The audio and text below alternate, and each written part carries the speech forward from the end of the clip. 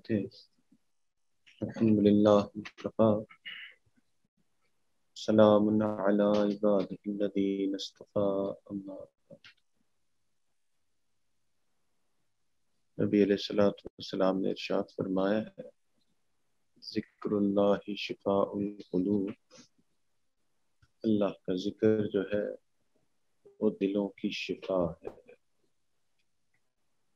ذکر کا دلوں کی شفا بننے کے لیے دو شرائط مشائخ نے بیان کی ہے۔ ایک شرط تو یہ ہے کہ یہ ذکر جو ہے یہ پابندی سے کیا جائے، یہ نہیں کہ کبھی کر رہے ہیں کبھی نہیں کر رہے۔ رمضان المبارک میں تو خوب اللہ اللہ کی، اور رمضان کے بعد بالکل ہی اللہ اللہ چھوڑ دی، تو اجر تو مل جائے گا، اللہ کو یاد کیا ہے تو اللہ کی یاد پہ اجر ہے،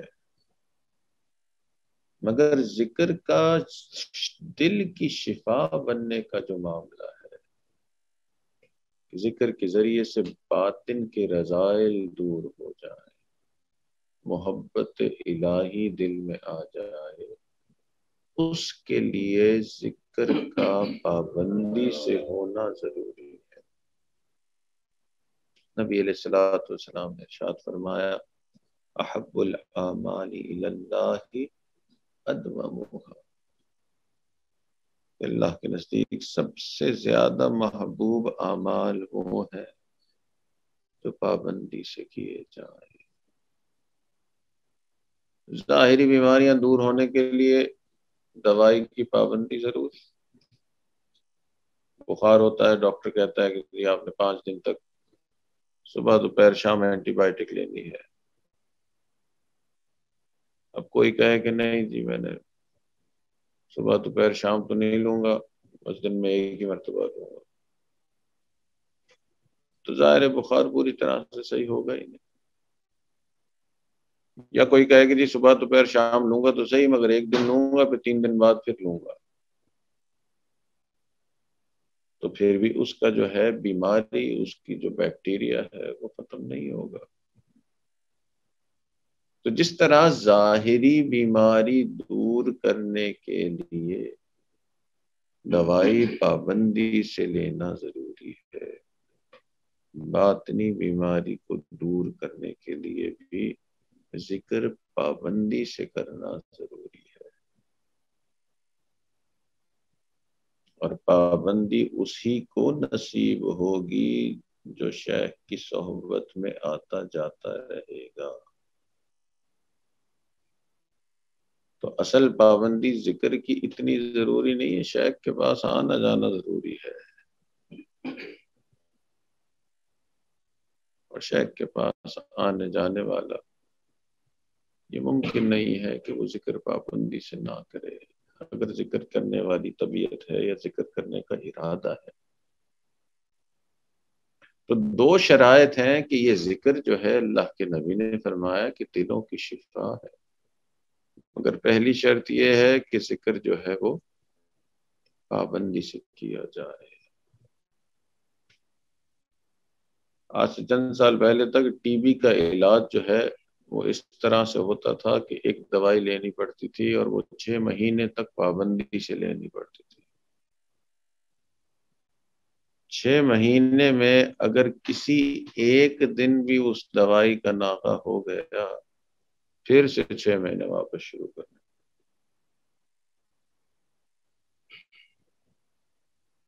تو اسی طرح جس کے ذکر اور معمولات میں ناغے ہوں گے اس کی کئی مرتبہ پچھلی محنت بھی جو ہے وہ ضائع ہو جاتی ہے، اس لیے معمولات کی پابندی جو ہے وہ ضروری ہے۔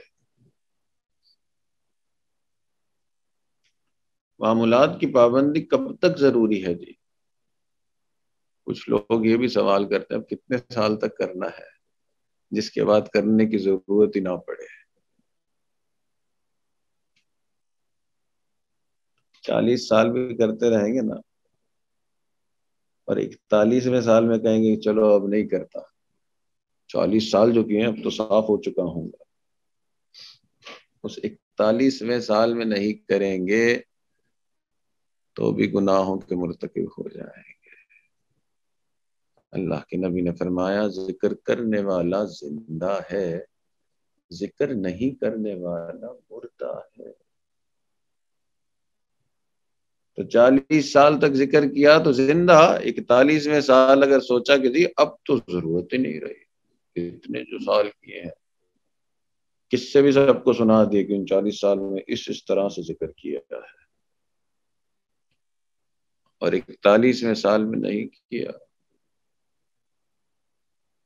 تو مردہ ہو گئے۔ اور یہ مردہ ہونا یہ باطنی موت ہے، ظاہری موت نہیں ہے۔ اور باطنی موت کا مطلب ہی یہی ہے کہ ہر گناہ پہ انسان جرات کر لے گا۔ تو کب تک ذکر کرنا ہے پابندی سے؟ جب تک کہ ذکر کا شوق نہ ہو جائے، اور جب ذکر کا شوق ہو جاتا ہے تو پھر یہ سوالات ختم ہی ہو جاتے ہیں کہ کب تک کرنا ہے۔ نہ کرنا مشکل ہو جاتا ہے، کرنا آسان ہو جاتا ہے۔ کرنے نہیں دیا جا رہا ہوتا ہے تب اکتاہٹ ہوتی ہے۔ تو ابتداءً ذکر جو ہے وہ دوا کی مانند ہے، اور ایک وقت آتا ہے کہ ذکر جو ہے وہ غذا کی مانند ہے۔ تو 2 شرائط ہیں ذکر کے شفا ہونے کے لیے، ایک کہ اس کو پابندی سے کیا جائے، اور دوسرا کہ اس کو کثرت سے کیا جائے۔ یہ نہیں کہ بس حضرت نے فرمایا 10 منٹ صبح اور 10 منٹ شام کرنا ہے مراقبہ، اب 2 منٹ صبح ہو رہا ہے اور 2-3 منٹ شام کو ہو رہا ہے، اور کبھی شام کو ہو رہا ہے اور کبھی نہیں ہو رہا ہے۔ تو ذکر کا اثر اسی وقت ہوگا جب ذکر کو ایک اچھی مقدار میں کیا جائے۔ جس دل کو خراب کرنے میں سالوں لگا دیے ہیں، اب اس دل کو صحیح کرنے میں 2 منٹ اگر لگائے جا رہے ہیں تو پھر تو بہت لمبا کام ہے۔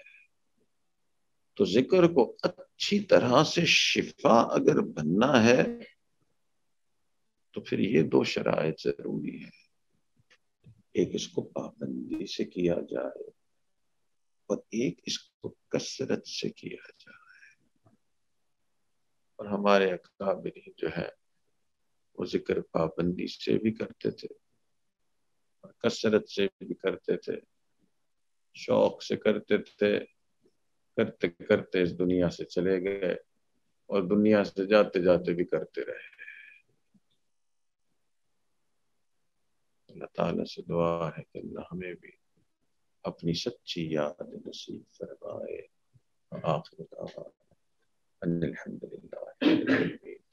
الحمد للہ رب العالمین، الصلاة والسلام على سید الانبیاء والمرسلین، اللہم انا نسألک علما نافعا وعملا متقبلا ولسانا ذاکرا قلبا خاشعا ورزقا واسعا وشفاء من كل داء، صلی اللہ تعالی علیہ سیدنا محمد وعلی آلہ وأصحابه أجمعين۔